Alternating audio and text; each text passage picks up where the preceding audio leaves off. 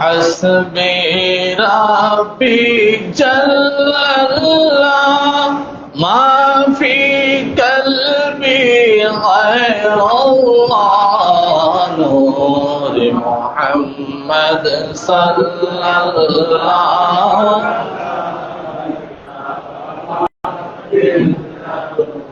لا إله إلا الله محمد رسول الله صلى الله عليه وسلم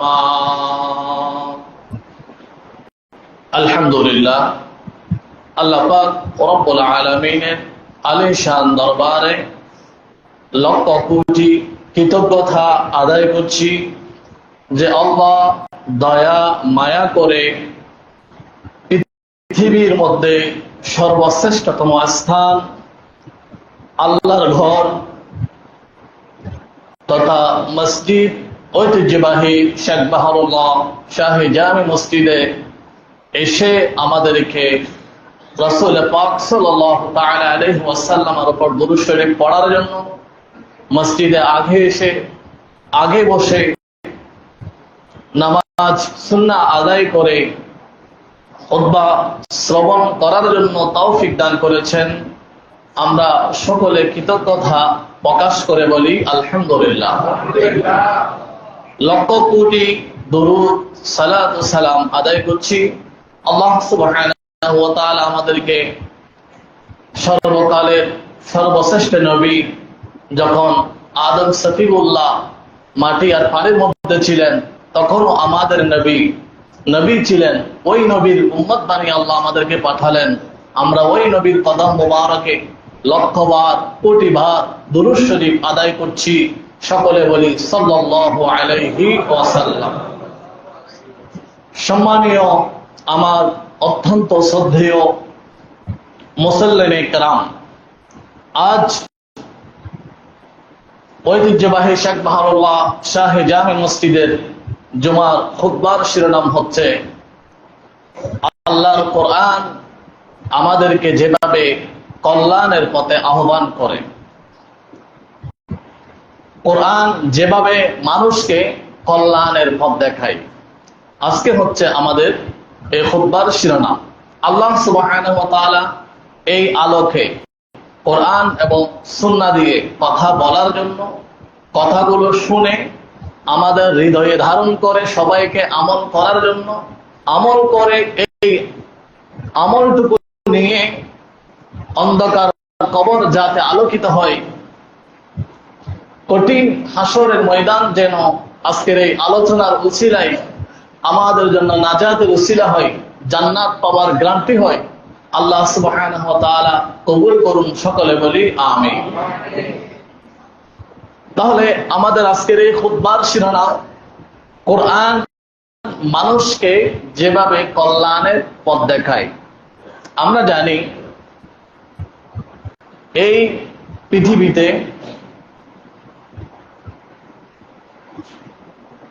800 কোটি মানুষের বসবাস, 213টা রাষ্ট্র রয়েছে।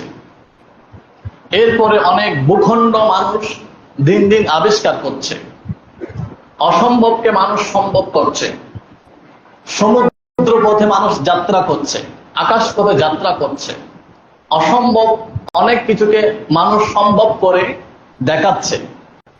এই যে বিজ্ঞানের যুগে আমরা এখন দাঁড়িয়ে যদি একটা কথা বলতে চাই, এমন কোন কি গ্রন্থ আছে যে গ্রন্থের মধ্যে এই সৃষ্টি জগতের যত জ্ঞান আছে, নবমণ্ডল, ভূমণ্ডল, গ্যালাক্সি, আপনার সমুদ্র, আপনার এই যে আগ্নেয়গিরি, যত রকমের জ্ঞান আছে সব জ্ঞানের এক গ্রন্থের মধ্যে সীমাবদ্ধ করেছেন, এমন কোন গ্রন্থ নাই।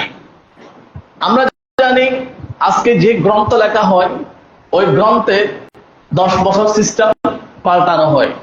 কিন্তু আজ থেকে ১৫০০ বছর একটা মহাগ্রন্থ আল্লাহ সুবহানাহু ওয়া তাআলা আমাদেরকে দান করেছেন। সেই মহাগ্রন্থ ১৫০০ বছর আগে যেমন ছিল, আজকে ১৫০০ বছর পরে এসেও তেমন আছে। জুড়ে বলি সুবহানাল্লাহ। সেই গ্রন্থের নাম কি? আল কোরআন। তাহলে এই কোরআনটা আমাকে আপনাকে কিভাবে ডাকে? আমরা জানি, আমরা ঘুমালে মা ডাকে, বাবা ওঠো নাস্তা খাও। আমরা ঘুমালে মুয়াজ্জিন ডাকে, আল্লাহু আকবার, আসসালাতু খায়রুম মিনান নাওম, এ বান্দা ঘুমাচ্ছ, ঘুম থেকে নামাজ উঠো, মসজিদে আসো। একজন ছেলে সিনেমা দেখতে যায়, আরেকজন বন্ধু ডাকে, বন্ধু সিনেমা দেখতে যাস না, প্যাকেজ করতে যাস না, আসি মসজিদে যাই, দুটা রবকে সেজদা দিই। এরকম এক বন্ধু আরেক বন্ধুকে কল্যাণের দিকে ডাকে। এভাবে রব বান্দাকে ডাকে। যারা দায়ী আছে তারা সাধারণ মানুষকে ডাকে, খতিব মুসল্লিদেরকে ডাকে। বন্ধু যদি ভালো হয়, এক বন্ধু আরেক বন্ধুকে কল্যাণের দিকে ডাকে। কিন্তু আল কোরআনুল কারীম শুধু মুসলমান নয়, হিন্দু নয়, বুদ্ধিস্ট নয়, ইহুদি নয়, খ্রিস্টান নয়, আল্লাহর এই সৃষ্টি জগতে যত জাতি আসে সব জাতিকে কল্যাণের দিকে ডাকে। সেই গ্রন্থের নাম আল কোরআন। বাংলাদেশের একটা সংবিধান আছে, প্রত্যেক দেশের নিজস্ব সংবিধান আছে। এই সংবিধান কিছুদিন পর পর চেঞ্জ হয়। আমার সরকার আসলে আমি আমার মতো সংবিধান করে, আর একটা সরকার আসলে আরেকজনের মতো সংবিধান করে। এভাবে পাশ করা হয় সংসদে। কিন্তু ওই সংবিধানের মধ্যে অনেক ত্রুটি বিচ্যুতি থাকে। ওই সংবিধান দিয়ে আবার অনেক মানুষের অধিকার হরণ হয়। ওই সংবিধানকে ইউজ করে অনেকে মিসইউজ করে, মানে এটা অপব্যবহার করে। কিন্তু পৃথিবীর ইতিহাসে এমন একটা সংবিধান আছে যে সংবিধানের মধ্যে এক বিন্দু পরিমাণ ভুল নাই। সেই সংবিধান সম্পর্কে আমার আল্লাহ সূরা বাকারা ২ নং আয়াতের মধ্যে বলেন, যালিকাল কিতাবু লা রাইবা ফি, এ বান্দারা তোমাদেরকে আমি এমন একটা সংবিধান দিলাম, এমন একটা গ্রন্থ দিলাম, এমন একটা জীবন বিধান দিলাম, যে জীবন বিধানের মধ্যে এক বিন্দু পরিমাণ কোনো সন্দেহের অবকাশ নেই। আমি এটা বোঝার জন্য একটা উদাহরণ দিচ্ছি। কোরআনুল কারীমের একটা আয়াত আল্লাহ তাআলা বলেন, ওয়াসআলুনাকা আনিল মাহিদ। আল্লাহ নবীকে শিখিয়ে দিচ্ছেন, হে আমার প্রিয় নবী সাল্লাল্লাহু আলাইহি ওয়াসাল্লাম, ওয়াসআলুনাকা, মানুষ আপনার কাছ থেকে জিজ্ঞাসা করবে, আনিল মাহিদ, মাসিক সম্পর্কে। আমরা জানি যারা প্রাপ্তবয়স্ক মহিলা আছে, ওদের প্রত্যেক মাসে নির্দিষ্ট সময় একটা পিরিয়ড হয়। তাদের শরীর থেকে প্রস্রাবের রাস্তা দিয়ে একটা রক্ত নির্গত হয়, ওইটাকে বলা হয় মাসিক। তো আল্লাহ শিখিয়ে দিচ্ছেন, হে আমার বন্ধু, আপনাকে মানুষ মাসিক সম্পর্কে জিজ্ঞেস করবে, মেয়েদের পিরিয়ড সম্পর্কে জিজ্ঞাসা করবে। তখন আপনি বলে দিবেন, কোরআনুল কারীম বলছে কুল হুয়া আযা, এটা একটা কষ্টদায়ক, একটা মেয়েদের জন্য এটা কষ্টদায়ক। তখন কি করতে হবে? বলে তখন পুরুষরা মেয়েদের সাথে সহবাস করা থেকে বিরত থাকবে। এই যে আমি যে সূত্রটা বললাম, এটা কার? এই যে আমি যে কথাটা বললাম, এই কথা কার? আল্লাহ। এবার আসুন, এটা কোরআন বলেছে, আল্লাহ বলেছে আজ থেকে ১৫০০ বছর আগে। কিন্তু বিজ্ঞানী বলে, আমাদের মেডিকেল সায়েন্স আছে না, এই মেডিকেল সায়েন্স প্রথম বলেছে না, মেয়েদের সাথে মাসিক অবস্থায় সহবাস করা যাবে। আবার বলছে, দেখা যাচ্ছে মাসিক অবস্থায় সহবাস করলে অধিক রক্তকরণ হয়ে মেয়েরা অনেক কঠিন রোগের সম্মুখীন হচ্ছে। আবার বলে না, প্রথম 2 দিন করা যাবে না, পরের 3 দিন করা যাবে। এভাবে এই যে মাসিক নিয়ে মেডিকেল সায়েন্স তাদের মত 13 বার পরিবর্তন করেছে। এই ৩০০ বছরের মধ্যে মেডিকেল সায়েন্স 13 বার তাদের মতটা পরিবর্তন করেছে। একবার বলছে এটা করা যাবে, আর বলছে করা যাবে না। কিন্তু আজ থেকে ১৫০০ বছর আগে কোরআন আপনাকে আমাকে সমাধান দিয়ে দিয়েছে, এটা করা যাবে না। তাহলে কোরআনের যে কথা, সেটা ১৫০০ বছর আগে যেমন ছিল বর্তমানেও তেমন আছে। কিন্তু মেডিকেল সায়েন্স 50 বছর আগে যেটা বলেছে, এখন সেটা আবার তাদের কথা উদ্ধয়ন করছে, ফিরিয়ে নিয়েছে। বলে না, কোরআন যেটা বলেছে এটাই মহাসত্য কথা বলেছে। তাহলে আমি একটা উদাহরণ দিয়ে বোঝালাম। এরপর আচ্ছা, এখন কোরআনকে যদি বলি আমার আপনার সকল মানুষের অভিভাবককে, একজন মানুষের জন্য, আমার জন্য, আপনার জন্য একজন অভিভাবকের প্রয়োজন। অভিভাবক ছাড়া কেউ থাকলে তাকে কেউ মূল্য দেয় না। বলে দেখো, এই ছেলেটার বাবু নাই, বড় ভাই নাই, আজকে এই ছেলেটা যেখানে রাত সেখানে কাক, তাকে ডাকার জন্য, একটু ডাক দেওয়ার জন্য কেহ নাই। এই জন্য এই ছেলের কোনো ফিউচার নাই। মাথার উপর বাবার ছায়া না থাকলে, অভিভাবকের ছায়া না থাকলে সেই সবার কাছে ফুটবল হয়। কিন্তু যার শক্ত অভিভাবক থাকে, একজন মানুষ দুর্বল কিন্তু শক্ত অভিভাবক আছে। শক্ত অভিভাবক থাকার কারণে ওই দুর্বল মানুষকে কেউ একটা কথা বলতে ভয় করে, কারণ তার অভিভাবক শক্ত। এখন কোরআন বলে দিচ্ছে, এ আল্লাহর বান্দা, তোমাদের জন্য একজন অভিভাবক আছে। ওই অভিভাবক যদি তোমার পক্ষে থাকে, পৃথিবীর সকল মানুষ যদি একত্র হয়ে যায়, লাইয়ান ফাউহু, তোমার এক বিন্দু পরিমাণ উপকার করতে পারবে না। ওয়ালাই ইয়াদুরুহু, পৃথিবীর 700 কোটি 800 কোটি মানুষ যদি একত্র হয়ে তোমার যদি কোনো একটা ক্ষতি করতে চায়, তোমার ক্ষতি করতে পারবে না, যদি তোমার অভিভাবক আল্লাহ হয়। এখন আল্লাহ কাদের অভিভাবক? আল্লাহ অভিভাবক হলে কি হয়? আমার বাবা অভিভাবক হলে আমাকে খাওয়ায়, পড়ায়, আমাকে স্কুলের বেতন দেয়, মাদ্রাসার বেতন দেয়, আমাকে বই কিনে দেয়, গাইড কিনে দেয়। এখন আল্লাহ অভিভাবক হলে কি হয়? আল্লাহ তাআলা সেটা বলেন, আল্লাহু ওয়ালিয়ুল লাযিনা আমানু ইখরিজুহুম মিনায-যুলুমাতি ইলান-নূর। আল্লাহ যখন কোনো বান্দার অভিভাবক হয়, আল্লাহকে অভিভাবক হিসেবে যে সমস্ত ঈমানদার বান্দারা অ্যাকসেপ্ট করবে, গ্রহণ করবে, আল্লাহ তাদেরকে অন্ধকার থেকে, আল্লাহ তাদেরকে অন্যায় থেকে, আল্লাহ তাদেরকে পাপাচার থেকে, আল্লাহ তাদেরকে আনাচার থেকে, আল্লাহ তাদেরকে কাদাচার থেকে, আল্লাহ তাদেরকে অশ্লীলতা থেকে, সব কিছু থেকে মুক্ত করে আল্লাহ তাদেরকে ন্যায়ের প্রতি পরিচালিত করবেন।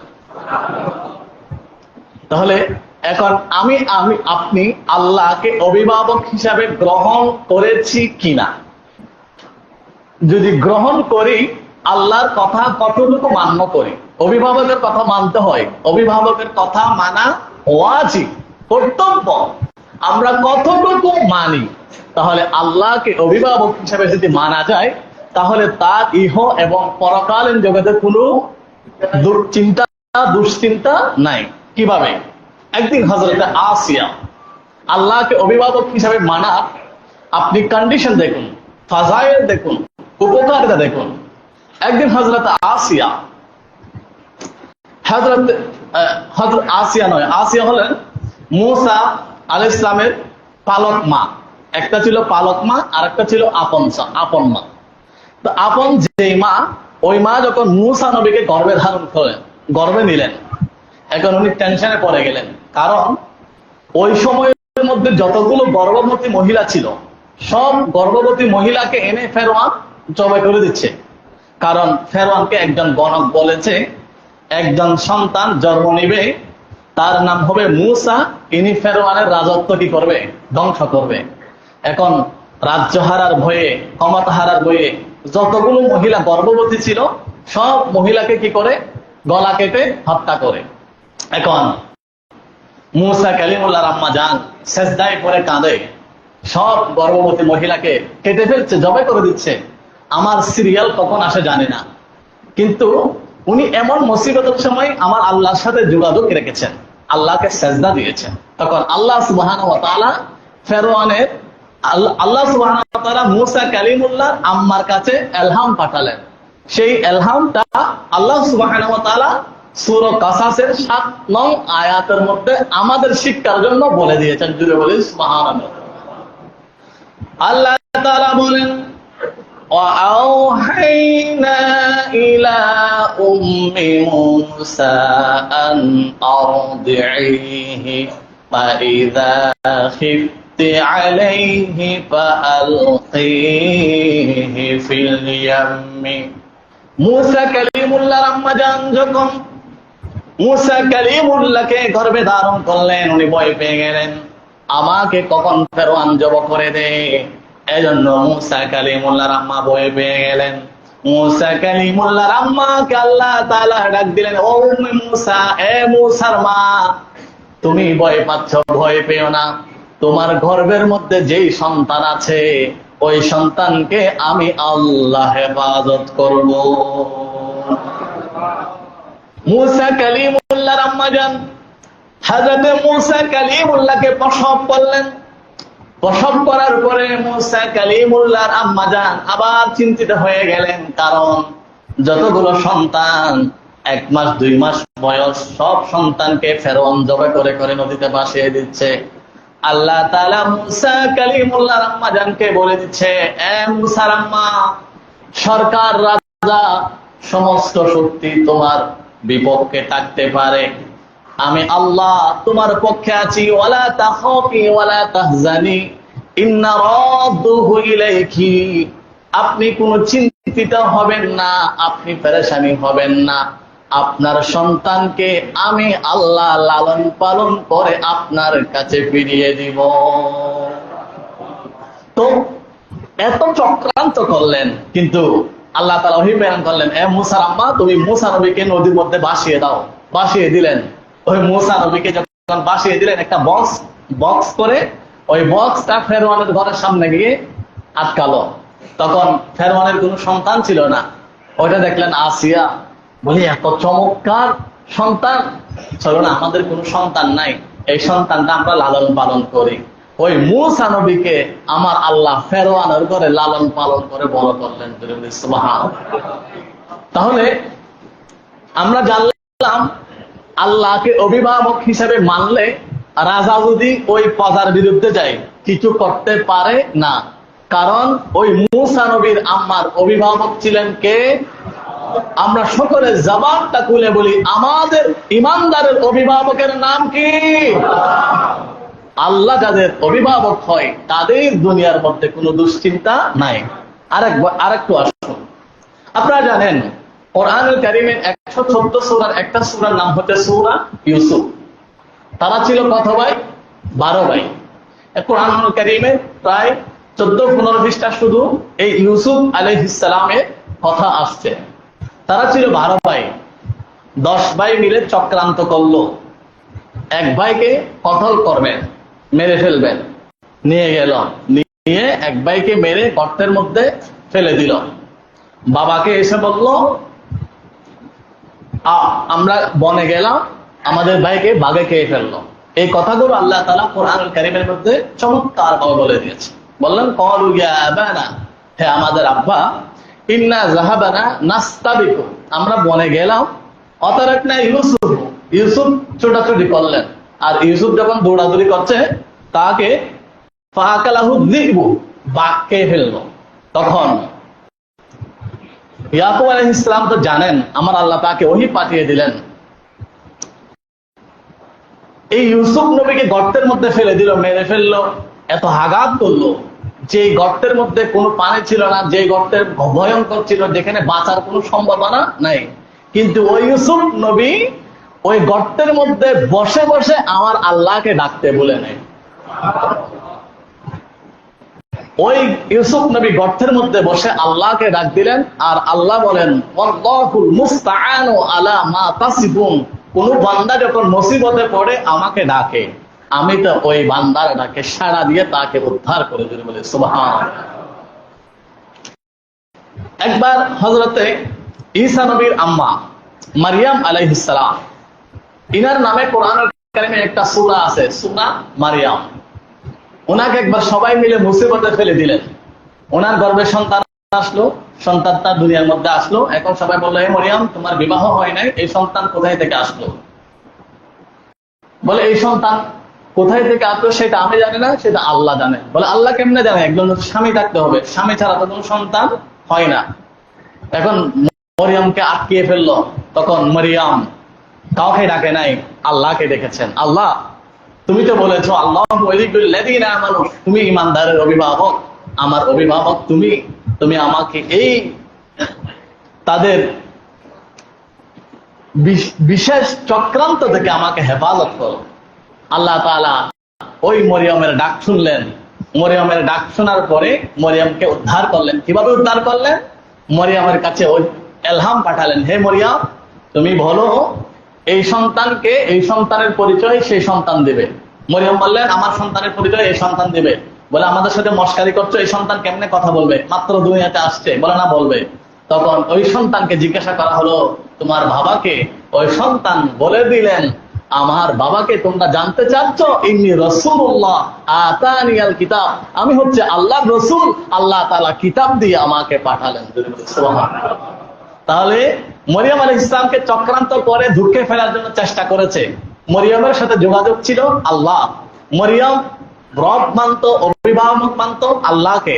আল্লাহকে ডাক দেওয়ার সাথে সাথে আল্লাহ এই মুসিবত থেকে মরিয়ম আলাইহিস সালামকে উদ্ধার করেছেন। তাহলে আল্লাহকে অভিভাবক হিসাবে মানার কারণে আমাদের কি হবে সেই আলোকে আমি কোরআনুল কারীমের কয়েকটা আয়াত বললাম। এরপরে আমরা যদি চাই, আমার সন্তান এখন ভূমিষ্ঠ হলো, কি করব? আমার সন্তানের 5 বছর বয়স, অনেকে আমার সাথে পরামর্শ করেন, হুজুর আমার সন্তান 5-6 বছর, মনে চায় একজন হাফেজ বানায়, আলেম বানায়, কি করব? অনেক মানুষ পরামর্শ চায়। একজন সন্তান যখন 6-7 বছর 5 বছর হয়, তখন মা বাবা টেনশন করে সন্তানকে কোথায় পড়াবে। একজন সন্তান যখন 17-18 বছর হয়, তখন মা বাবা টেনশন করে কোন ইউনিভার্সিটিতে ছাত্রকে ভর্তি করাবে। সন্তান যখন বিদেশ যেতে চায়, তখন মা বাবা দুঃখে পড়ে যায় কোথায় কোন দেশে পাঠাবে। এভাবে সন্তানের উপর। স্ত্রী যখন স্বামীর কাছে কিছু আবদার করে, স্বামী যখন বিপদে পড়ে যায়, অনেক সময় কিভাবে কি করবে। এইভাবে আমরা যখন চাকরি করি, চাকরির মধ্যে অনেক সময় বিপদে পড়ি। ব্যবসা করলে ব্যবসার মধ্যে অনেক সময় লসে পড়ি। এভাবে বিভিন্ন আমরা কঠিন বা বিভিন্ন পরীক্ষার সম্মুখীন হই। এই সবগুলো পরীক্ষায় উত্তীর্ণ হওয়ার জন্য আল্লাহ তাআলা একটা সাজেশন দিয়েছেন। যারা এসএসসি পরীক্ষা দিবে তারা পরীক্ষায় পাস হওয়ার জন্য একটা সাজেশন কিনে, এসএসসি পরীক্ষা 2025 সাজেশন, আবার স্পেশাল সাজেশন, আবার শর্ট সাজেশন, আবার বড় সাজেশন, অনেক রকমের সাজেশন কিনে একটা পরীক্ষায় পাস হওয়ার জন্য। আর আল্লাহ তাআলা আপনার জীবনের যত পরীক্ষা আছে সব পরীক্ষায় পাস করার জন্য আল্লাহ সুবহানাহু ওয়া তাআলা আপনাকে আমাকে একটা সাজেশন দিয়েছেন। সেই সাজেশনের নাম হচ্ছে আল কোরআন। আল্লাহ তাআলা বলেন, وَنَزَّلْنَا عَلَيْكَ الْكِتَابَ تِبْيَانًا لِكُلِّ شَيْءٍ। বান্দারা, তোমরা একটা পরীক্ষার দেওয়ার জন্য একটা সাজেশন নাও। তোমার যদি 70 বছর, 80 বছর, 100 বছর হায়াত হয়, আমি আল্লাহ তোমার 100 বছরের যত সমস্যা আছে সবগুলোর সমাধান করে আমি আল্লাহ তোমার জন্য কোরআন দিয়ে দিলাম। এবার যদি বলি, আল্লাহ আমার সন্তান জন্ম নিয়েছে, অনেক খুশি হয় মা বাবা। এখন আমি কি করব? আল্লাহ তাআলা সূরা বাকারা 152 নং আয়াতে বলে, ফাযকুরুনি আযকুরুকুম। সন্তান হয়েছে, তোমার মেয়ের সন্তান হয়েছে, তোমার নাতি হয়েছে, পুত্রের ঘরে তোমার পুত্রবধূ সন্তান হয়েছে। এখন তোমার করণীয় কি? করণীয় হচ্ছে 1 নাম্বার, ওই সন্তান যে তোমার ঘরে এসেছে, মুসলমানের ঘরে এসেছে, ওই সন্তানকে তুমি জানিয়ে দাও। আল্লাহ কিভাবে জানাবো? রাসূলুল্লাহ বলেন, তুমি আযান দিয়ে দাও। ফাযকুরুনি আযকুরুকুম, সন্তান আসার পরে তুমি কি দাও? আযান দাও। আল্লাহু আকবার বলে আল্লাহকে স্মরণ করো, আল্লাহ তোমাকে হেফাজত করবে। আল্লাহ, আমার সন্তান 5 বছর 6 বছর হয়েছে, কেউ বলে কেজি স্কুলে দেওয়ার জন্য, কে বলে ইংলিশ মিডিয়াম, কে বলে বাংলা মিডিয়াম, কে বলে অমুক স্কুলে 500+ পেয়েছে, ওই স্কুলে দিলেই আমার ছেলে সোনা হয়ে যাবে, আমার আর চোখ বন্ধ করে দুনিয়াদারি করতে পারবো। মেডিকেলে ভর্তি করালে ছেলে ডাক্তার হয়ে যাবে, মাসের 5 লক্ষ টাকা ইনকাম হবে, আমার কোনো দুশ্চিন্তা নাই, আমি খাবো আর ঘুমাবো। কোরআন বলে না, তোমার সন্তানকে তুমি কি শিক্ষা দিবা?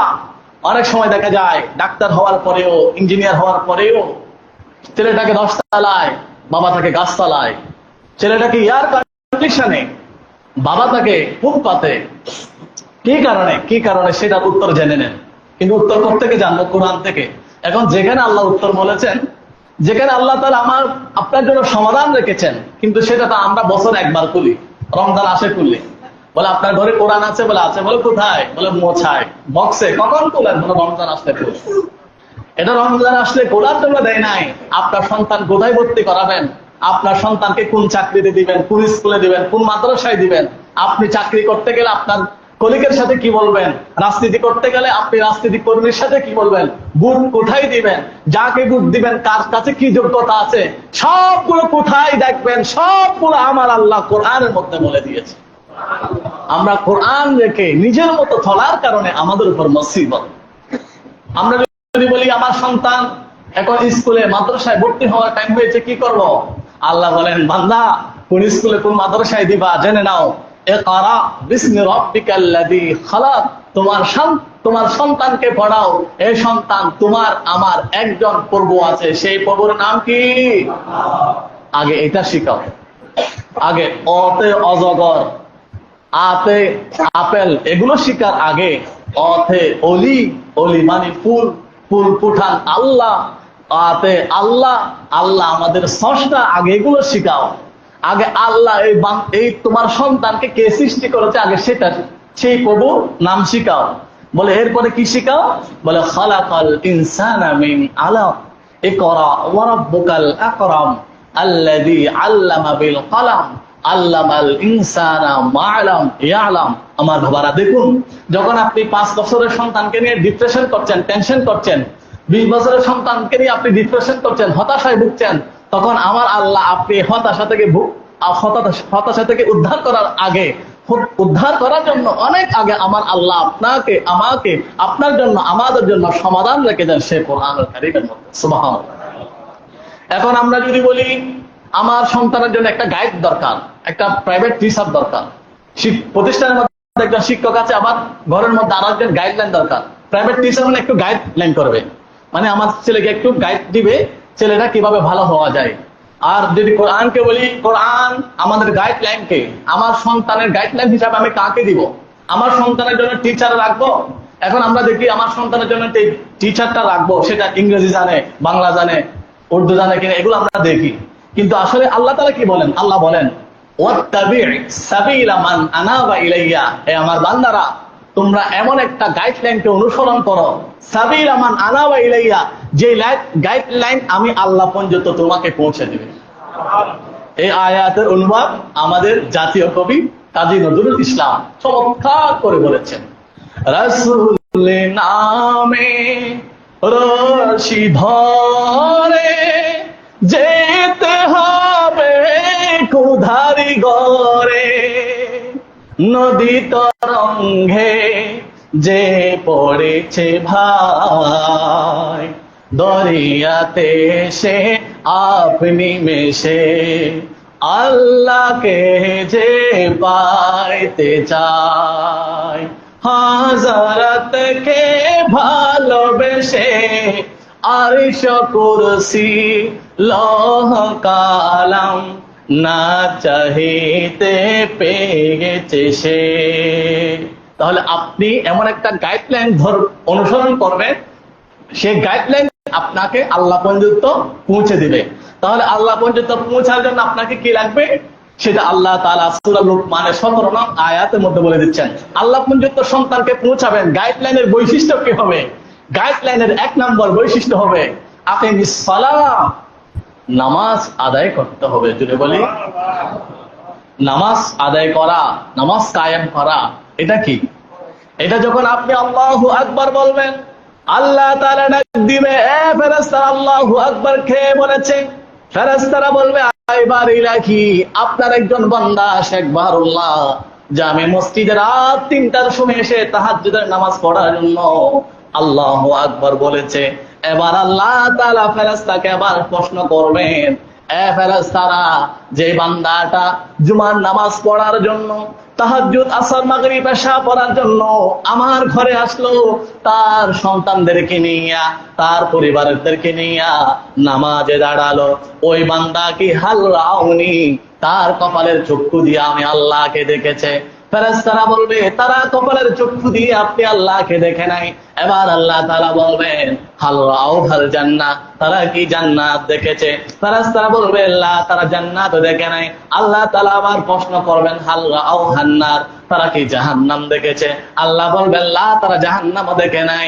এবার আল্লাহ তাআলা বলবেন, যারা জান্নাত দেখলো না, জাহান্নাম দেখলো না, আমি আল্লাহকে দেখলো না, আর না দেখার পরেও আমি আল্লাহর জন্য সাজদা দেওয়ার জন্য দাঁড়িয়ে আল্লাহু আকবার বলেছে, ফেরেশতা তোমরা সাক্ষী থাকো, আমি আল্লাহ ওই সমস্ত বান্দাদের জীবনের গুনাহ ক্ষমা করে দিলাম। আপনি যখন নামাজে দাঁড়াতে যাচ্ছেন তখন আমার আল্লাহর সাথে আপনার সাথে কথা বলা শুরু হয়ে গেল। আপনি যখন নিয়ত করবেন, সানা পড়বেন, সানা পড়ার পরে যখন বলবেন আলহামদুলিল্লাহি রাব্বিল আলামিন, আপনি পড়ার সাথে সাথে আল্লাহ তাআলা আপনাকে উত্তর দিবে হামিদানি আব্দি, এ বান্দা আমার প্রশংসা করেছো। আলহামদুলিল্লাহি রাব্বিল আলামিন মানে সমস্ত প্রশংসা আল্লাহর জন্য যিনি বিশ্বজগতের প্রতিপালক। আপনি এটা বলার সাথে সাথে আল্লাহ আপনাকে উত্তর দিবেন এ বান্দা আমার প্রশংসা করেছো। আপনি যখন বলবেন আর রহমানির রহিম, ফেরেশতারা আবার বলবে, এটা যখন বান্দা যখন নামাজে দাঁড়িয়ে বলবে, কোরআনুল কারীম খুলে বলবে, তখন আল্লাহ বলবেন ওয়া কানা বিল মুমিনিনা রহিমা, হে বান্দা ঠিকই তো বলেছো, আমি আল্লাহ তো মুমিনদের উপর পরম করুণাময়, আমি আল্লাহ তো মুমিনদের জন্য দয়াময়, আমি আল্লাহ তো মুমিনদের জন্য গফফার, সত্তার, রব, মালিক, সত্তার, আসিস, জব্বার, কাহার বলে বলে আল্লাহ ডাক দিবেন। সুবহানাল্লাহ। আপনি যখন নামাজে দাঁড়িয়ে বলবেন মালিক ইয়াউমিদ্দিন, হ্যাঁ বিচার দিবসের মালিক, তখন আল্লাহ আপনাকে বলবে বান্দা আমাকে বিচার দিবসের মালিক বলেছো, তুমি কি জানো বিচার দিবসের এটা কি? ইয়াউমা ইয়াফিরুল মারউ মিন আখি ওয়া উম্মিহি ওয়া আবি ওয়া সাহিবাতি ওয়া বানি। বান্দা আজকে চাকরি বাকরি ব্যবসা বাণিজ্য করছো, অর্থ সম্পদ পরিবার অনেক আছে, সবকিছু তুমি ডানে চাইলে বামে চাইলে সামনে চাইলে পিছনে চাইলে অনেক কিছু পাও, কিন্তু যে তুমি যে মালিক ইয়াউমিদ্দিন বলছো, ওই বিচার দিবসে তোমার ডানে থাকবে না, বামে সামনে পিছনে তোমার ক্ষমতা টাকা পয়সা পরিবার কিচ্ছু থাকবে না। বান্দা তুমি একাকী থাকবা। আর তুমি যে দুনিয়াতে দাঁড়িয়ে নামাজে দাঁড়িয়ে আমাকে মালিক, ওই কিয়ামত দিবসের মালিক বলেছে, বান্দা বিশ্ব জগৎকে সাক্ষী রাখো, আমি তোমাকে এই কিয়ামত দিবসের যত আযাব আছে সেখান থেকে তোমাকে মুক্তি দিয়ে দিলাম। আপনি যখন বলবেন ইয়াকা না'বুদু ওয়া ইয়াকা নাস্তাইন, আয় রব, আমাকে যদি বাজারে কেউ বলে এই বান্দা তুমি কান ধরো, আমি জীবনেও কান ধরবো না। এই বান্দা তুমি এখানে রুকু করো, বাজারে যদি আমাকে কেউ বলে রুকু করো, এখানে মাটির সাথে তুমি খত লাগাও, বা আল্লাহ আমি জীবনেও খত লাগাবো না। আমি কারো কথায় আমি আমার সেজদাটা আমার কপালটা মাটির সাথে লাগাবো না। আল্লাহ নিজেকে অপরাধী মনে, আল্লাহ তোমার কদমে নিজেকে সুপর্দ করার জন্য, আল্লাহ একমাত্র তোমাকে মাওলাকে রাজি করার জন্য, আল্লাহ একমাত্র তোমার নির্দেশ মানার জন্য, আল্লাহ একমাত্র তোমাকে রাজি করার জন্য, মৃত্যুকে ভয় করে জান্নাত পাওয়ার জন্য, তোমার নবীকে পাওয়ার জন্য আল্লাহ সেজদা দিচ্ছি। আপনি যখন ইয়াকা না'বুদু বলবেন, আয় আল্লাহ একমাত্র তোমার ইবাদত করছি, তখন আল্লাহ তাআলা বলবেন ওয়া কানা বিল মুমিনিনা রহিমা, বান্দা আয় তাওবাতাম মিনাল্লাহ তাওবাতান নাসুহা, আমি আল্লাহর দিকে ফিরে আসছিস, লা তাখাফ, তোর আর ভয় নাই। বান্দা এখন আমি আল্লাহর কাছ থেকে তুই যা চাইবি আমি আল্লাহ তোমাকে তা দিয়ে দেব। আপনি যখন দাঁড়িয়ে বলবেন ইয়াকা না'বুদু, আল্লাহ আপনার ইবাদত করি, ওয়া ইয়াকা নাস্তাইন, আপনার কাছে সাহায্য চাই, তখন আল্লাহর কাছে যখন আপনি সাহায্য চাওয়ার জন্য নামাজ পড়বেন, আর নামাজ শেষে আপনাকে আর মানুষের কাছে গিয়ে গিয়ে হাত পাততে হবে না, আমার মওলা আপনাকে উদ্ধার করবেন। আপনি যখন সাকারাতের বিছানায় থাকবেন, আপনাকে যখন 7 সমুদ্রের পানি দিবে, আপনার যখন তৃষ্ণা মিটবে না, আপনার যখন চোখগুলো উপর হয়ে যাবে, আপনার মুখ দিয়ে লালা বের হবে, আপনার নাক দিয়ে ফেনা বের হবে, আপনার পায়খানা প্রস্রাবের রাস্তা দিয়ে আপনি পায়খানা প্রস্রাব করে দিবেন, আপনি বলতে পারবেন না, ওই মুসিবতের সময় সাকারাতের বিছানায় আমার আল্লাহ আপনাকে ইবাদত করবে। আপনি যদি নামাজের মতো নামাজ আদায় করতে পারেন, আপনারা কি জানেন শের খুদা আলী, ইসলামের চতুর্থ খলিফা হযরত আলী কারামাল্লাহু ওয়াজহু, উনি বিশাল তীরবিদ্ধ হলেন, এই তীর কেউ বের করতে পারছেন না। শের খুদা আলী নামাজে দাঁড়ালেন, তীর বের করে ফেললো, নামাজ শেষ হলো, বলে আমার তীর কোথায়, আয়নার রাখামি আমার তীর কোথায়? সাহাবীরা বললেন কুনতা তুসাল্লি, আপনি যখন নামাজে ছিলেন আমরা তীরটা নিয়ে ফেললাম। শের খুদা আলী চোখের পানি ছেড়ে দিল, আমার বন্ধুরা খুদা কি কসম, তোমরা সাক্ষী থাকো, তোমরা তীরটা নেওয়ার কারণে আমি একটু ব্যথা পেলাম না। বলে কেন? আমরা দেড় আগে অনেক চেষ্টা করেছি, নিতে পারি নাই। বলে আমি নামাজে দাঁড়াচ্ছি মানে আমি আল্লাহর সামনে দাঁড়িয়েছি, আমি নামাজে দাঁড়িয়েছি মানে আমি আল্লাহর কথা শুনছি, আমি আল্লাহকে বলছি আলহামদুলিল্লাহি রাব্বিল আলামিন, আল্লাহ আমাকে বলছেন হামিদানি আব্দি, আমি আল্লাহকে বলছি আর রহমানির রহিম, আল্লাহ আমাকে বলছেন ওয়া কানা বিল মুমিনিনা রহিমা, আমি আল্লাহকে যখন বলছি বলছেন ইয়াকা না'বুদু ওয়া ইয়াকা নাস্তাঈন, আল্লাহ তাআলা তখন আমাকে বলবেন ওয়ানিবুদুনি হাযা সিরাতুল মুস্তাকিম। আমি যখন বলছিলাম সিরাতাল্লাযীনা আন'আমতা আলাইহিম গায়রিল মাগদুবি আলাইহিম ওয়ালাদ-দাল্লিন, আমি যখন কথাগুলো বলছিলাম প্রত্যেকটা কথার উত্তর আমার আল্লাহ আমাকে দিয়েছে, আমি শুনেছি। আল্লাহর জলওয়া দেখার কারণে আমি শের খুদা আলী আমার পায়ের এই আঘাতটা আমি অনুভব করতে পারি নাই। এটা হচ্ছে নামাজ। নামাজ কি জন্য? তাহলে আপনি যখন ওয়াত্তাবি সাবিলা এমন রাস্তায় থাকবেন যে রাস্তা থাকার আপনার ডিউটিটা কি? আপনার ডিউটিটা হচ্ছে আল্লাহ তাআলা বলেন আকিমিস সালাহ, আপনি নামাজটা পড়বেন। নামাজটা এভাবে পড়বেন যেন আপনি আল্লাহর সাথে কথা বলছেন। আপনি তখন আপনার ডিউটিটা কি? ওয়া'মুর বিল মা'রুফ। এখন আমাদের মুরব্বীরা অনেক সময় সম্মান হারানোর ভয়ে সন্তানদেরকে উপদেশ দেয় না, বলে সন্তান বড় হয়েছে, এখন যদি আমি উপদেশ দিই আমার গায়ে উঠবে। কিছুদিন আগে একজন বাবা একজন কিশোর গ্যাং একজন মহিলাকে ইফটিজিং করছেন, চিন্তাই করছেন। একজন সন্তান গিয়ে বাধা দিল, এই ইফটিজিং করিও না, তোমার মতো আমার মতো এই মহিলাটা তোমার আমার মা। তখন বাধা দেওয়ার পরে ওই কিশোর গ্যাংয়ের সদস্য যে বাধা দিতে গেল তাকে আঘাত করলো। এখন সন্তানকে যখন আঘাত করছে বাবা দেখেছে ঘর থেকে, বাবা নেমে এসে সন্তানকে উদ্ধার করলো। ওই বাবার পেটের মধ্যে ছুরি ঢুকিয়ে দিল। সেই বাবা দুনিয়া থেকে 13 দিন আইসিইউর মধ্যে থেকে ওই বাবা দুনিয়া থেকে ইন্তেকাল করেছে। তাহলে এখন আমাদের বাবারা সন্তানদেরকে উপদেশ দিতে ভয় পায়। কোন সময় সে উসুরি নিয়ে আসে, কোন সময় সে আমাকে গালিগালাজ করে। অনেক সময় দেখা যায় 15 বছরের ছেলে 30 বছরের 50 বছরের বাবাকে এভাবে দাড়িতে ধরে আঘাত করে এভাবে কিল ঘুষি দেয়। আমরা কোন যুগে চলে আসলাম? শ্রদ্ধা চলে গেল। অথচ আল্লাহ তাআলা আপনাকে আমাকে ওয়াজিব করে দিয়েছেন ওয়া'মুর বিল মা'রুফ, সৎ কাজের আদেশ দেওয়ার জন্য আল্লাহ আমাকে আপনাকে ওয়াজিব করে দিয়েছেন। তাহলে আপনি রাস্তার সন্তানকে পারবেন না, ফুটপাতের সন্তানকে পারবেন না, কিশোর গ্যাংয়ের সদস্যদেরকে পারবেন না, আপনি অন্তত পক্ষে আপনার স্ত্রীকে পারবেন, আপনার কন্যাকে পারবেন, আপনার সন্তানকে পারবেন, আপনার নাতিকে পারবেন, আপনার নাতনিকে পারবেন উপদেশ দেওয়ার জন্য। আপনি আপনার ঘরের মধ্যে দিন। আপনি যখন আপনার ঘরটা ঠিক করবেন, ঘর থেকে কি হয়? পরিবার হয়। পরিবার যখন ঠিক হবে, পরিবার দিয়ে কি হয়? সমাজ হয়। সমাজ দিয়ে কি হয়? সমাজ দিয়ে দেশ হয়, রাষ্ট্র হয়। সমাজ যখন ঠিক হবে, দেশটা ঠিক হবে। আগে আমি ঠিক হই। আমি যখন এখান থেকে বের হব, দেখলাম রাস্তায় পানি উঠেছে। পানি উঠলে আমি এখানে যারা কর্মকর্তা আছে বা সরকারি মানুষ আছে ওদেরকে গালিগালাজ করি। আসলে আরেকজনকে গালিগালাজ করার আগে আমার দিকে তাকাতে হবে। এই যে একটা ড্রেন আছে, এই ড্রেনের মধ্যে একটা চিপস থেকে একটা প্যাকেটতে ফেললো, একটা বোতল ফেললো, এই যে ময়লার ঝুড়িটা ড্রেনের মধ্যে ফেললো, এটা কি সরকারে ফেলেছে? এটা কি মেয়র ফেলেছে? আবার আমি কারো পক্ষে বলছি, আমি একটা বোঝার জন্য বলছি। আবার হুজুর থেকে সহজে কেউ ভুল বুঝে ফেলে, বলে না হুজুর আমার মনে পক্ষে বলেছে, আর না আমার বিপক্ষে বলেছে। কারণ ওই যে বললাম, মানে ভুল ধরা খুব সহজ। আপনি হুজুরের ভুল ধরা একেবারে সহজ, কিন্তু হুজুরের মতো সূরা ফাতিহা পড়তে আপনার 3 বার আরো জন্ম নিতে হবে। এটা আমি আবার অহংকার করে কাউকে বলছি, আমি একটা কথা বোঝার জন্য বলছি, এটা আমার অহংকার নয়। আবার কেউ ভুল বুঝবেন না। আমরা ভুল ধরার আগে সূরা ফাতিহাটা শুদ্ধ করি। আমরা জানি না অনেকের সূরা ফাতিহা শুদ্ধ নাই, আমরা জানি না অনেকের উযু শুদ্ধ নাই, আমরা জানি না অনেকের পায়খানা করে প্রস্রাব করে কতটুকু পানি খরচ কিভাবে করবো সেটা জানি না। আমরা যে অনেকে জানি না আমরা যে পায়খানা প্রস্রাব নিয়ে নামাজ পড়ছি অনেকে জানি না। আগে জানার চেষ্টা করি। আল্লাহ বলেন ওয়ালা তাকফু মা লাইসা লাকা বিহি ইলমুন। কোরআন আপনাকে উপদেশ দিচ্ছে, আমাকে উপদেশ দিচ্ছে, বান্দা যে বিষয়ে তোমার কোনো অভিজ্ঞতা নেই সেই বিষয়ে তুমি কথা বলবে না। এতাকাবের সময় একজন মানুষ আমাকে এই যে উপদেশ দিচ্ছেন, বলে আপনি আজকে জুমায় আলোচনা করতে আমার খুব ভালো লেগেছে, আপনি এখানে গৌসে পাকের কথা কেন বললেন? আমি বললাম আপনি কে? বলে আমি মুসল্লি। বলে আপনার জুমা আমার খুব ভালো লেগেছে, আমি অন্য জায়গায় পড়তাম, এখন এখানে পড়ি। বললাম আপনার কথাটা আমার খুব ভালো লেগেছে। আমি গৌসে পাক আব্দুল কাদের জিলানীর কথা বলেছি, সালেহীনদের প্রতি মানুষকে উদ্বুদ্ধ করা, এটা কোরআনের শিক্ষা। আল্লাহ তাআলা কোরআনের মধ্যে বলেছেন ইয়া আইয়ুহাল্লাযীনা আমানু তাকুল্লাহ ওয়া কুনু মাস সাদিকিন, তোমরা আল্লাহকে ভয় করো, সাদিকিন বান্দা হয়ে যাও। বলে আপনি কোথায় পড়াশোনা করছেন? বলে আমি কলেজে পড়ছি। বলে কোন বিষয়ে? বলে বাংলাতে। তো বাংলায় অনার্স মাস্টার্স করে আমি কিভাবে খুতবা দেব সেটা আমাকে শিখাতে আসছেন আপনি? আপনার কি মনে হচ্ছে আমি এখানে এমনি আসছি? আমি হাফেজ, কারি, এই মাদ্রাসা, ইউনিভার্সিটি সবকিছু এমপি সবকিছু করে আমি এখানে দাঁড়িয়েছি। আপনি আমাকে বলবেন এটা কেন বলছেন? এটা আপনার এই বিষয়ে জানা নাই। বলে না আমি তো এটা সৌদি আরব থেকে শুনেছি। তো সৌদি আরব আপনি কি করতে গিয়েছেন? বলে আমি দোকানে চাকরি করেছি।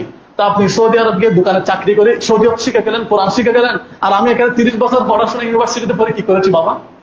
তো বলে না, এখানে আমার একজন শায়েখ বলেছে আমাকে এভাবে করার জন্য, এভাবে করার জন্য, আমাকে শায়েখ বলেছে মুনাজাত না করার জন্য, এগুলো না বলার জন্য, গোলসে পাক বলার সাথে সাথে আমাকে মুশরিক বলার জন্য। আমি বলেছি ঠিক আছে, এখানে সৌদি আরব দোকানের চাকরি করে দিলে সবকিছু শিখা যায়, শায়েখকে, মুশরিককে, আল্লাহকে, এগুলো সবকিছু শোনা যায়। যে এতগুলো স্কুল কলেজ মাদ্রাসা কোরআন হাদিস এগুলো কি জন্য বাবা? বলে এটা তো খেয়াল করে নাই। তো তুমি কোনটা খেয়াল করেছো? এই যে একজন মানুষ জানে না, কিন্তু সে আরেকজনকে সে বলার জন্য। এই যে আল্লাহ বলেন ওয়ালা তাকফু মা লাইসা লাকা বিহি ইলমুন, না, যে বিষয়ে আপনার অভিজ্ঞতা নাই ওই বিষয়ে আপনি কথা বলবেন না, আপনি শুনুন। তাহলে এবার কোরআন আমাকে আপনাকে উপদেশ দিচ্ছে কি, ওয়ানহা আনিল মুনকার, অন্যায় কাজ থেকে বিরত থাকার জন্য, ওয়াসবির আলা মা আসাবাক, প্রত্যেক মুসিবতের সময় ধৈর্য ধারণ করার জন্য। আমরা কিভাবে হাঁটবো, কিভাবে চলবো, কিভাবে মসজিদে আসবো, কিভাবে মসজিদ থেকে যাব, কিভাবে রাজনীতির মঞ্চে যাব, কিভাবে সেখান থেকে আসবো, সবকিছু আমাদেরকে আল্লাহ তাআলা বলে দিচ্ছেন। আল্লাহ বলেন সূরা লুকমানের 18 নং আয়াতে, ওয়ালা তামশি ফিল আরদি মারাহা, তুমি হয়তো বিত্তশালী হতে পারো, অর্থশালী হতে পারো, তুমি জমিদার হতে পারো, ব্যক্তি বর্গ হতে পারো, গুরুত্বপূর্ণ ব্যক্তি হতে পারো, এমপি হতে পারো, কিন্তু তুমি এইগুলো পেয়ে হাঁটার সময় তুমি ফিল আরদি মারাহা, অহংকার করবে না, অহংকার করে হাঁটবে না। বলে কেন? বলে ইন্নাল্লাহা লা ইউহিব্বু মান কানা মুখতালান ফখুরা, যাদের ভিতরে অহংকার আছে তাদেরকে আল্লাহ ভালোবাসেন না। যাদের ভিতরে অহংকার আছে তাদের অভিভাবকের দায়িত্ব আল্লাহ গ্রহণ করেন না। এভাবে যদি আমরা বলি আমাদের চরিত্রটা কেমন হবে, কোরআন আমাকে আপনাকে বলে দিচ্ছে। আপনি আপনার সন্তানদেরকে এগুলো প্র্যাকটিস করাবেন, কোরআন বলে দিচ্ছে এগুলো প্র্যাকটিস করানোর জন্য। আপনার সন্তানকে এনে বললেন, এ বাবা আসো, তুমি স্কুলে যাবা, মাদ্রাসা যাবা, এগুলো পরে, আগেই শিক্ষাটা দেওয়ার জন্য বলেছেন। ইনতাকুম মিসকালা হাব্বা, তুমি কি জানো স্কুলে যাওয়ার সময় তুমি যদি কারো আম গাছের মধ্যে ডিল মারো, কেউ দেখছে না, এই ডিলটা তুমি কি যে মারছো এটা কেউ দেখছে না, কিন্তু এটা একজন দেখছে। বলে কে? বলে আল্লাহ। তো আল্লাহ দেখলে কেমন হয়?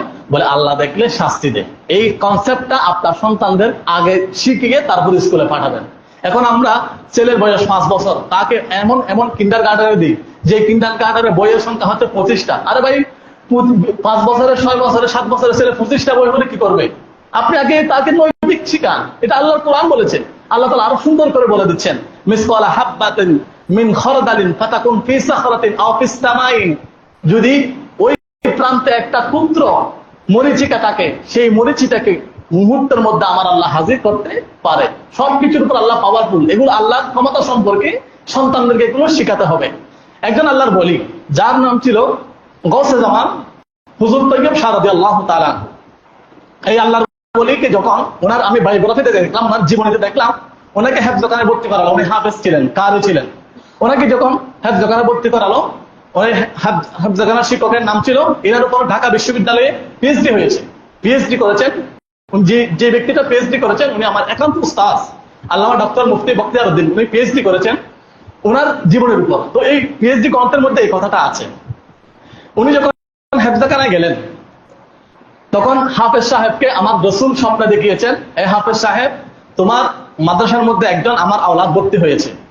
এখন হাফেজ সাহেবের ঘুম ভেঙে গেল। হাফেজ সাহেব কান্না করে দিলেন, মান রাআনি ফিল মানামি ফাকাদ রাআল হাক্কা, যে ব্যক্তিটা রাসূলুল্লাহকে ঘুমের মধ্যে স্বপ্নে দেখে, সেই যেন রাসূলুল্লাহকে বাস্তবে দেখে। আর যারা রাসূলুল্লাহকে স্বপ্নের মধ্যে দেখে তাদের জন্য জাহান্নামের আগুন হারাম হয়ে যায়। এই আমি তো রাসূলুল্লাহকে বাস্তবে দেখেছি, তার মানে আমি কি জাহান্নামের আগুন থেকে মুক্তি পেলাম? এই কথাগুলো বলে বলে হাফেজ সাহেব কান্না করছেন। বলে রাসূলুল্লাহ তো বলেছেন এখানে আওলাদ রাসূল আছে, আওলাদ রাসূলকে আমি তো আইডেন্টিফাই করতে পারবো না, ওই ক্ষমতা আমার নাই। উনি সকালবেলা সোজা বাজারে চলে গেলেন, বাজার থেকে ততগুলো আপেল কিনে আনলেন। আপেল কিনে এনে সব ছেলেকে 9টা হেফজখানার সময় 9টার সময় একটা ছুটি দেওয়া হয়। ওই ছুটি দেওয়ার পরে একজন ছাত্রকে ডাকলেন, এই বাচ্চা, এই আপেলটা তোমাকে দিচ্ছি, এটা তুমি কেউ না দেখে মতো খেয়ে ফেলবা, এই কথা কাউকে বলবে না। আর একজনকে বললেন, এভাবে সবাইকে আপেল দিয়ে দিলেন। সব বাচ্চারা গিয়ে যার যার মতো কেউ না দেখে মতো খেয়ে ফেললো, কাউকে বলে নাই। একজন বাচ্চা আসরের পরে ছুটির সময় এসে হুজুরের পা ধরে কান্না করছেন, হুজুর আপনি আমাকে মাফ করবে, আপনি যে আপেলটা দিয়েছেন ওই আপেলটা আমি খেতে পারি নাই। বলে কেন বাবা খেতে পারো নাই কেন? বলে হুজুর আপনি যে বলেছেন কেউ না দেখে মতো খাওয়ার জন্য, আমি যখন হুজুর আমি ওই হেফজখানা থেকে বের হয়ে ওইদিকে গেলাম, এই আপেলটা কেটে নিলাম, কেউ দেখছে না, কিন্তু হুজুর আমার আব্বা যে আমাকে বলেছে কেউ না দেখলে একজন দেখে তিনি হচ্ছে আল্লাহ। হুজুর আমি রুমের মধ্যে আসলাম, আমি দরজা বন্ধ করলাম, আপেলটা খেতে নেওয়ার জন্য আমি মুখে তুললাম, হুজুর আমি খেতে চাচ্ছিলাম, কিন্তু আমার আব্বা বলেছেন একজন কেউ না দেখলে একজন আল্লাহ দেখে। হুজুর আমি খেতে পারি নাই, হুজুর আমি ওইদিকে গিয়েছি, ওইদিকে খাওয়ার জন্য নিলাম, কিন্তু আমি দেখলাম আমাকে কেউ দেখছে না, কিন্তু একজন দেখছেন তিনি হচ্ছেন আল্লাহ। তাহলে একজন আওলাদুর রাসূলের চরিত্র তার বাবা শিক্ষা দেওয়ার কারণে আওলাদুর রাসূলের কন্ডিশন এটা হয়ে গেল যে ছেলেটা 7 বছর হওয়ার আগে এটা জেনে নিল আমাকে কেউ না দেখলে একজন দেখছেন তিনি কে। আর এটা দেখে যখন সন্তান এসএসসি পাস করবে, আপনারা হয়তো জেনেছেন কিছুদিন আগে আমাদের দেশে এসএসসি পরীক্ষার রেজাল্ট দিল। এই এসএসসি পরীক্ষার রেজাল্ট দেওয়ার 3 দিনের মধ্যে 11 জন শিক্ষার্থী আত্মহত্যা করেছে। কেউ এ প্লাস না পাওয়ার কারণে, কেউ ফেল করার কারণে। তাহলে সন্তানগুলো এসএসসি পরীক্ষা দিয়ে আত্মহত্যা করছে। এটা কেন হচ্ছে? কারণ ওই সন্তানদের মাথায় এটা আসে নাই আমি এই যে পড়াশোনাটা করছি এটা একটা জাস্ট সার্টিফিকেট, মূল সার্টিফিকেট হচ্ছে অন্তরে, আমি মূল আমার অভিভাবক হচ্ছে আল্লাহ। এই টেন্ডেন্সি তার মাথায় নেই, এই জন্য সে আত্মহত্যা করে ফেলছে। আপনার সন্তানকে যখন আপনি আওলাদুর রাসূল এই যে আদর্শ যখন শিক্ষা দিবেন, আপনি যখন তাকওয়াটা শিক্ষা দিবেন, তখন আপনার সন্তান আত্মহত্যা করতে যাবে না। আর তাহলে আমার বাবারা, আমার আলোচনার সাবস্টেন্স মূল কথা হচ্ছে, আমি 2 মিনিটে বলছি।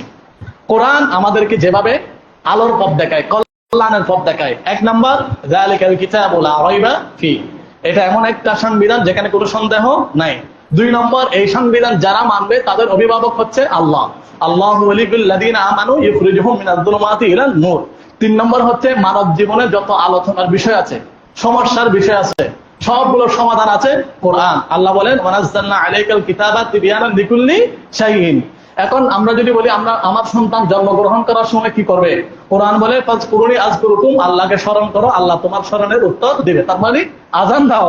তখন আপনি যখন বলবেন আমার সন্তান 10 বছর হলো, 6 বছর হলো, কোথায় ভর্তি করাবো, কি শিখাবো, কোরআন বলে ইকরা বিসমি রাব্বিকাল্লাযী খালাক, খালাকাল ইনসানা মিন আলাক।